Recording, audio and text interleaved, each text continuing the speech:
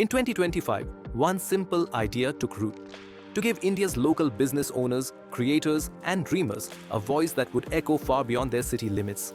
I'm Kabir.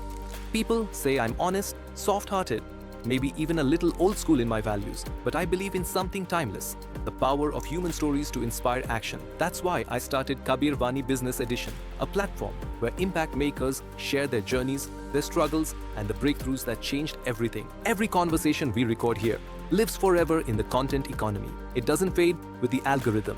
It keeps working for our guests and for the audience, day after day, year after year. This isn't just a podcast, it's a catalyst, a space where your business story can become someone's turning point. I'm Kabir, and this is the Kabirr Vani Business Edition. Your voice, your impact forever. Welcome, Neha, to Kabirr Vani's Business Edition podcast. Thank you, Kabir, for having me here. You're most welcome. We have got this particular podcast for entrepreneurs just like yourself to come with such an amazing experience when it comes to digital PR activity, and what's best than being on a podcast and talking about it. So tell me, first of all, Worddpreneur, what is that and why the name Worddpreneur? So that is one of my favorite questions to answer always, because as I always say, hi, I'm Neha Ved, Worddpreneur. And Worddpreneur because I'm an entrepreneur in the business of words. And it's actually a part of my name title. It's not just a brand name or something of that kind. So if I introduce myself also, I normally say, hi, I'm Neha Ved, Worddpreneur. And if it is even in the context of my company, then it is Neha Ved, Worddpreneur, founder of NV Media. And the reason why, because Neha is the name I was born with. My parents gave me that name. Ved is the family name. It's on the birth certificate. But Worddpreneur would be the legacy I'm building for me, for the people who are working with me, for the people of this industry. And it's like a symbol to get unified with. It represents a certain skill. It essentially is amalgamation of word and entrepreneur, and hence Worddpreneur. And I'm an entrepreneur in the business of words. Words, I've always said this, it's only words, and words are all I have to take your heart away. Absolutely. So I have always been a storyteller, even before I knew the word storytelling or I knew what it entailed. And when I was beginning my entrepreneurial journey and I was working on building a brand, I had the vision that I have to build a brand. So from the day I started my entrepreneurial journey, being a person who understands branding, being a person who understands brand storytelling of what it entails to build a brand, I knew that I have to have my footprint out there. And to have a strong footprint, I need to have the right blueprint. Agreed. So when I was building my blueprint, I'm like, what will be my brand characteristics and what would be the way to define it and have people remember it, a recall word, and which is also an identity. And that's how Worddpreneur was born. Wow, very nice. And So- it kind of gets everything in a nutshell. When it comes to coming towards the digital PR activities, I think words are power. Absolutely. Words mean everything. And when you are into the entrepreneur journey, nothing can beat content. And content is every single thing when it comes to word. But what made you start the journey of an entrepreneur, especially being a female and coming into the digital PR activities, because it's so dominating, right? So then what kind of challenges that you had and why entrepreneurship? Okay, so ever since I started working, and when I say I started working, it's not the day one of my job. It's when it happened in my head first. So I always knew that I am not going to be one of those girls who grew up, got her degree, eventually found someone right, got married, irrespective of whatever is normally that is thought, and maybe just have a job as a side gig because we are in a modern world. So keep busy, to job karo. I knew I needed more purpose. Okay. I knew that if I was blessed with a certain skill set, because I was aware of my skills very young in life. Okay. I won my first poetry competition in 5th standard. That's one of my first memories of something significant as an achievement with the ability of writing that I had in life.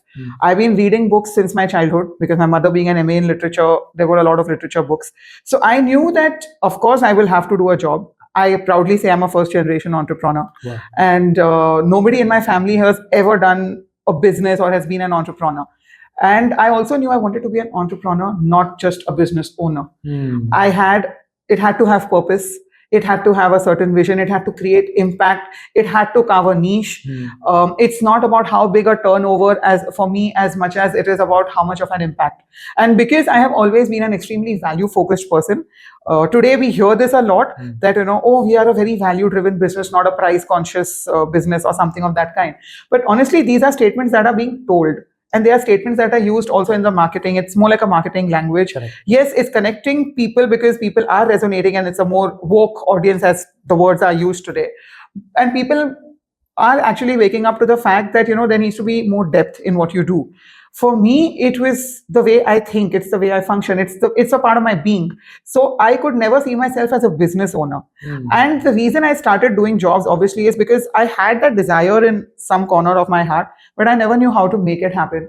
I didn't know how I would become an entrepreneur because I had no in-house reference point or a guidance immediate. A way, someone to show you the way. Yeah. Because mom's been an artist and a homemaker, and my father being a doctor, he was always a consultant and a practitioner. So I really did not have a reference point of what an entrepreneur's life entails. How do you make that? I'm like, the best way is learn it on the job. I did jobs consistently from the field of media and journalism. That's where I started my career, and working with magazines. Then I consciously started working with editing, with Marcom, PR, Corpcom, basically picking up stints and doing jobs as an independent professional after being a job goer for certain years, with the conscious thing of learning on the job. Okay. When I eventually headed an agency, I felt my learning was complete. And I'm like, I think now is the time where if I do set out with my own venture, I have enough knowledge and I have had enough real life MBAs to make it work. So why I wanted to be an entrepreneur? Because there's a lot more purpose that you can bring to the table and make it a reality. Sometimes you have a purpose, but it's in your head. And because you're working on someone else's field and in someone else's domain, you lose control of it. Correct. And you may not be able to flourish. So it's important to plant yourself in a field that you can nurture, and thereby also obviously create more saplings and they can be nurtured and build a field of your own. And that's how I was like, I need to have my own. And Very when we nice. was... So, selecting the digital PR that you came across, what all services Worddpreneur offers? So Worddpreneur essentially is all about the consulting and about building your personal brand. Okay. The services we majorly offer comes under Penby Media, which is my agency, where we essentially focus on storytelling. We focus on content, obviously being the hero. And we do it across all mediums, audio, visual, and the written word. And with that, we need to amplify the content you build, which is how marketing and PR came into the fore. And there is obviously digital marketing, there's social media marketing, there's websites, there's SEO and Google management and all of that. There's also PR, there's all of these. But to be honest, the way I look at it, we prefer to call ourselves a 360-degree communication studio, because unlike typical agencies who say that, oh, we are a social media agency, or we are not a social media agency. We understand storytelling, we understand marketing, and we also are very strategic. This is also where the Worddpreneur consulting and my abilities and my entire experience, I've been in the industry for more than 21 years now. I'm in my 22nd year. And I've had a lot of diverse experience. So the way I've designed the entire setup for the benefit and to create value for the clients is, if you're an agency, so if you're a social media agency or a PR agency or a web development agency, you know your niche, you've got your focus. However, when it comes to storytelling for your clients, when it comes to content strategy, you're going to have something lacking. Your in-house team will not be enough. But you will obviously be in a position where you may not want to hire a senior person at a senior that kind of a salary bracket. It's not a business liability you would want to put in. That is where consultants like me come in. We've had success stories where a PR agency said, Neha, this is the founder of an iron and steel company. It's a daughter-in-law who's taking forward her father-in-law's company, took it from 10 to 100 crores, put it on a trajectory to 1,000 crores. Wow. And the media is not picking up her stories. Now, honestly, I found that very surprising. Of course, they would be like running after her. Yes. And I'm like, then they're like, we need you to step in, we need you to help us identify what's the challenge. When I did a audit of the entire content plan they had, the story pegs were not working, because the image that was getting built for her was a very Ablanari kind of thing, like a woman having it tough in a man's world, and that angle. Maybe not so much of Ablanari, but definitely not a power nari. Correct. And we spun it around. When I interviewed her and I got all the dope from her, and I heard her life story, the few things which I just said was the introduction which I created, because that was not the original introduction going out. Okay. And we created more story pegs, and eventually she got featured in Business World, she got featured in Forbes. Nice. Okay. And those kind of publications. They, in fact, we created humanitarian angles and put her in HR publications. Correct. Because she was building a work culture which was friendly for new parents to come back to work. Oh wow, that's powerful. That's powerful. Absolutely, yeah. And also new parents, not just new mothers, Hmm. because usually you're like, the mother has to be, with the-" right. and you tend to think of it from a mother's Ah, point of view. ah. What about paternal leaves? No, If we are living in an era where paternal leaves are being offered to fathers, Hmm. that means their role is being given a certain importance. Correct. She actually was creating an environment where there was a lot more equality even in that. Hmm. And like it should be for new parents. So she organized having a workspace where they could actually keep the child, visit it during the working hours, everything, So there's a creche right in the office. Hmm. There's a baby care area in the office. So Ah, okay. So you've got all of those combined together. yeah, those become and that great was all your story. mind Yes. that you had done. I mean, Yes. she's done a wonderful work, but this was all your mind. So as I put an HR Yeah, angle out, put a yeah, tech yeah, angle out, correct. and that's how my consulting created value for that Wow. PR agency. So the Okay. client belongs to them. The reason I'm not naming her is because I'm being ethical, because the client belongs to Of them. course, there was a collaboration that you Yes, did there, and yes. that's absolutely fine. I think today's world collaboration is very important. Absolutely. And I think the more we understand that, the more we'll grow together. Correct. Neha, what would be your ideal client that you would like to target to come, and how can you help them? Okay, so as I was saying, we operate in 3 levels. Hmm. One is agencies like this, because we have an extremely ethical way. You use the word collaboration. I still go with the word consulting and ethical operations. For me, the agency is a client. So a PR agency who's focused on building brands of people like CEOs or working in thought leadership would be a great client for me. This is, I'm saying, one aspect, which is agencies. Naturally, yes. A social media agency, a web development agency. So these agencies become great clients. My consulting can really be of use to them to handle their clients. We've also had success stories where the web development companies have actually, instead of making a 2 lakh pitch, they've made a 3.54 lakh pitch, which is exactly the double, because it was powered with my expertise and also the content writing services that my team was willing to give them. So what happened is the client was willing to develop a website for 2 lakh because his business and his venture needed that kind of technical development. When it was seen that there is also the right content and positioning and storytelling coming in and there's a match, it allowed the agency to increase their pitch values. Okay, yeah, because they're giving more. They're giving more value. Yeah, exactly. So as a project, the project value goes up. And this is how we've helped those kind of agencies. For social media agencies, we've actually had a case where somebody came and said, Neha, we just need one word on the copy. It has to be just one word, but the word is this. And we need to create a campaign of 10 such creatives for a new product launch of this company. I kid you not. It seems like, "Arey, ek word to likhna tha." But to be honest, it was challenging to identify a word which fit that brief for 10 different 10 copies, different and you needed copies. 10 basically different words. Correct. So, yeah, I mean, that's one aspect. The second is definitely personal brands. I love working in the space of leadership. I think it's a big blessing that people can trust you with their most vulnerable side, tell you their story, and to be in a position where you understand that sensitively, but are able to present it powerfully for the media to, pick up the stories, for them to be able to put out a personal brand. It's not just a testimony of my skill sets. I think it's definitely a beautiful blessing to have that. On one side, there is a sensitivity to understand the journey they've been through, the ups, downs, the flaws, the sunshine and the darkness both, and then to be able to filter and put out the most powerful version that helps them build a trust with an audience. See, we are living in a digital era. Correct. And it's not that easy to build trust with the audience when they are not sitting across the room and talking to you. You're using impersonal mediums with the desire to create a personal connect. So the only way to bring that personal touch is in the way you're going to tell your story. Absolutely. If you're going to find the right connect, if you're going to find the things which could be relevant, which would strike a chord with people, which will see them, which will make them see you as authentic. Exactly. And the way you actually want to perceive them to see as well. Exactly. Naturally. When the truth is out there and put in a way that people relate with it, you've earned their trust. Absolutely. When you've earned their trust, they're going to buy into your brand. You could be a business owner wanting to sell products. You could be a trainer, a coach, a consultant, a counselor, or somebody who's got an expertise of a certain domain, and you are the product. Correct. Yeah. And you could be one of those people. So we extensively use LinkedIn to help people build their brand while building their business. Very few people are able to find this sweet spot and find a combination of this, because people think, LinkedIn pe post dalna hai, you just need to be there, because industry is over there. Exactly. But it's a very underrated tool to also acquire business and do lead this gen. brings me to a very, very twisted question. Okay. I'm going to bring your competition here. The AI.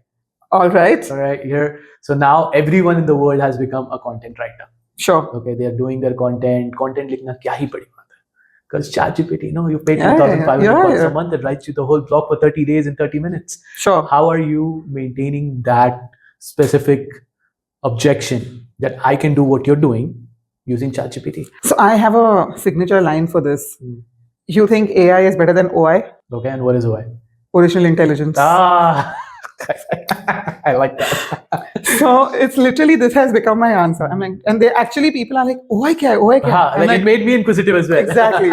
OI is original intelligence. Hmm. Your chat GPT or any AI that you're using, Hmm. it's artificial intelligence. Hmm. It's going to perform as per the prompts you give it. Hmm. It's going to perform as per the inputs that you give it. I take pride in giving good briefs to my team, and I know they deliver a certain level of output. I'm not at all against AI, because honestly, it's great to have powerful tools. I think AI is a very powerful tool, but like with any tool, it depends on the user. Hmm.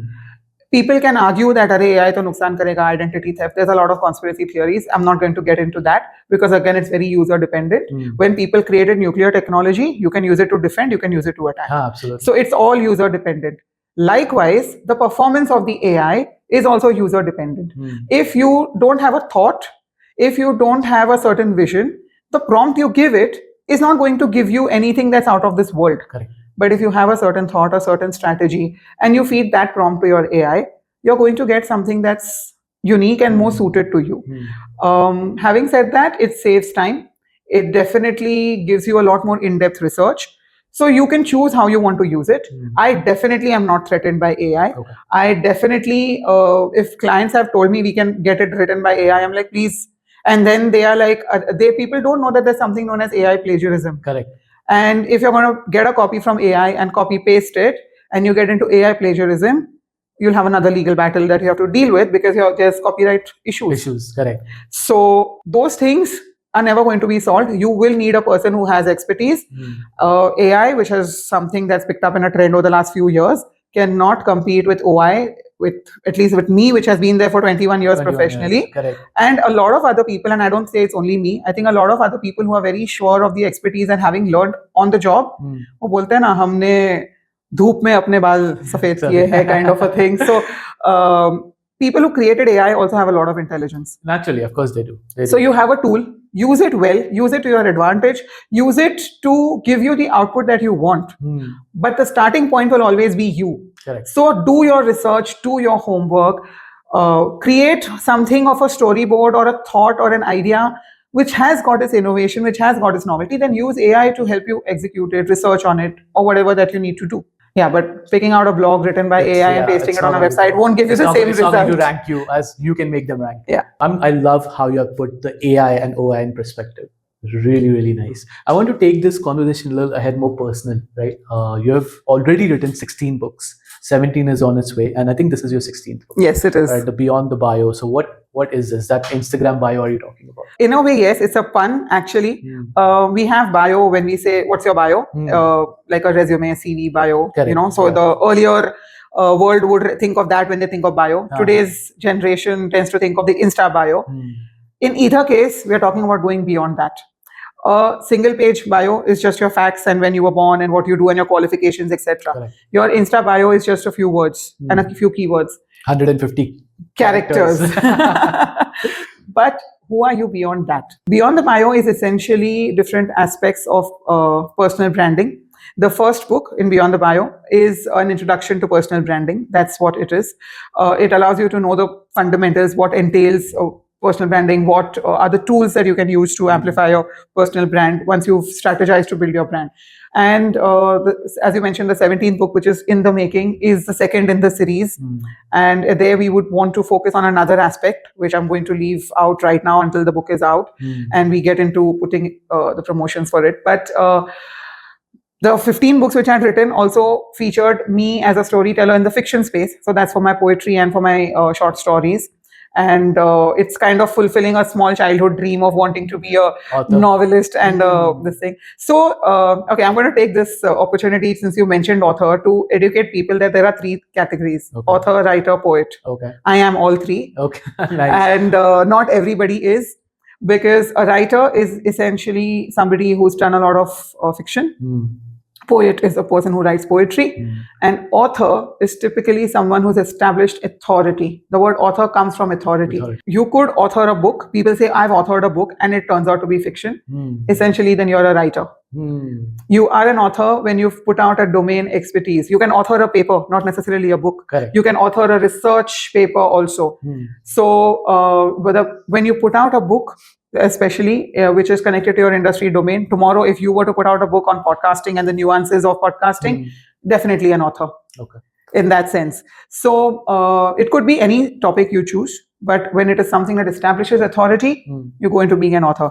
And this book allowed me to call myself an author now. Okay. And from just being a personal branding consultant or a communications consultant, I do now say I'm an author because I have this book. I think you have 6 bestsellers as well, right? Yes, those are what we created for our clients because it's also one of the service we do. Okay. And that's as an editor. I've had 6 bestsellers to my credit. Wow. One also is a book which is the translation of the Bhagavad Gita from Hindi to English, something which I take a lot of pride in. Some of the 3 most glorious years of my life. Okay. And so basically, personal branding is something I want to develop as a niche even further. Is that your vision going forward? That's my vision. Now, before I get into your vision, I want to ask you, because when I was researching about you, because I wanted to know who I was going to interview, right? I came many times. There was a thing called I am enough. What's that all about? Okay, so I think it's a counter to self-doubt, to be honest. We are in an era where the word affirmations is really rampant and very often used. Yeah, I think it's more abused than used. There's a lot of say utilized, leaving it neutral, utilized. But yes, I also get the feeling people don't really understand the power behind it. Yes. You've done a lot of work in the space of manifestation and affirmation, so you understand a little bit of the science, the energies, and everything beyond it. I am also quite spiritually inclined, so I understand the depth of these things. So I would never be able to utilize these words very lightly because there's a lot of power. Also, another element, and coming back to why the Worddpreneur, ties back to the Worddpreneur concept, because words have a power to impact, words have a power to heal as well. And I strongly believe in using words to heal. I am enough is a statement that fuels me. It takes away any kind of self-doubt. It takes away any kind of feeling that yaar main kya karungi, or I'm feeling stuck, or I'm feeling lost and I don't know how to get the direction or I get an answer or something. I am enough is like a key. It's an affirmation. It's many things rolled into one. It's a phrase that just fuels me. It calms me down. And when you have a calmer head, you find a solution to anything. So from chaos, you have to come to clarity. And I am enough shifts me from chaos to clarity. Okay, that is your tag. That brings you back to the zane of. It's my anchor. From a chaotic life to a peaceful zane. It can also be called an anchor in my case. It can be your anchor. Yes, absolutely. I was actually trying to get to that word, but I was like, okay, we'll get that. So I'm glad you did. Yeah. And my gratitude to you, by the way, you said that, I'll be authoring a book on podcasting. Yeah. Inshallah to that. That has to. So I'm glad, Neha, tell me about your vision that you have, right? Because you've got, it seems like because of this 20 years of your, I don't want to call it a hard work, but proud work that you have done. You learn so much, because no matter what you do in life, you will always earn experience. Sure. That is if you're willing to. Absolutely. Get that. Yeah. So you have earned so much experience. You've got so many things going across right now. What is your vision going ahead for next 5 years, let's say? So when I say beyond the bio, and that is something that I am looking at also being identified and remembered with, it's like a motto. My personal brand will always be built because I have helped people go beyond the bio. Correct. I've helped them put out who they are, build an authentic brand for themselves, tell their story from the heart, be true while telling it. It's okay to be a little filtered because everybody doesn't need to know everything. They don't have to be privy to sides of you that's not relevant in trust building or in the line of work that you're doing. So for me, my personal brand is going to be built by the brands I have helped people build. Okay. And that is my vision. That's what I want, that when people use the word personal branding in a room, the immediate word that follows is Neha Ved Worddpreneur. Whether it has been through consulting, whether it's been through consulting and services provided, however it may be, that time will tell, because every mandate is different, every profile is different. Sometimes some business owners choose to have in-house teams, and I may need to work with their team, so it will be my consulting and support, maybe not my services. But the vision is very clear for me. I definitely want to make sure that I have at least another 5 books. The series of Beyond the Bio, which is right now visualized as a 5-book series, should be completed by, we are in 25, right? So by Correct. 2030 or before that, that series should be The out. whole series of 5 The whole books. series should be out. Wonderful. I'm also looking at building my digital presence even more. What's success means to you? Being able to create value. There are a lot of ways to measure success. There's numbers, there's turnover, there's followers. Those are all measurable components. And honestly, when you start putting in effort, you get those results. You put in a strategy, you'll get those results. When you stop putting in the effort to drive those numbers may or may not grow, because your entire goal has been on jacking up the numbers and getting the numbers. Especially in the world of Insta likes and views and all of it. It's an effort. It's a lot of effort, and it's a lot of thought, and it's serious thought that goes behind it. What happens after that? When you go beyond the bio there, it's the value.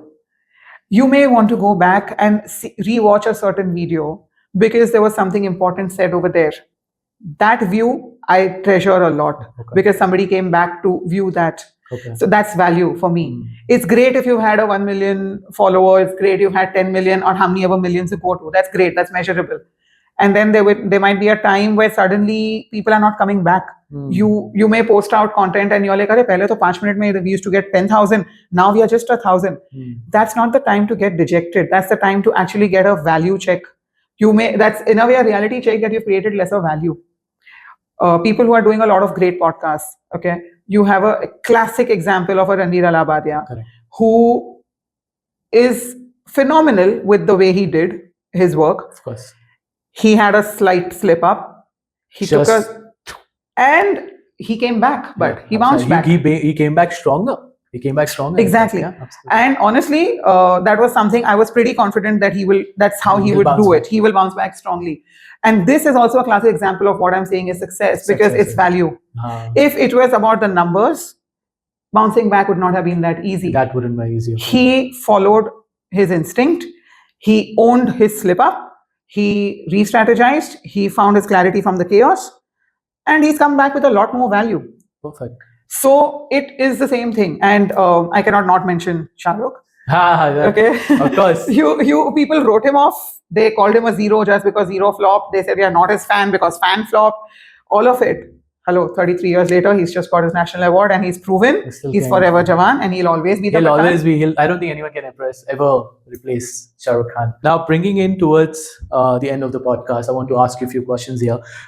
If you have to give a suggestion in a very brief way to the new aspiring content creators, the content writers, what would that be?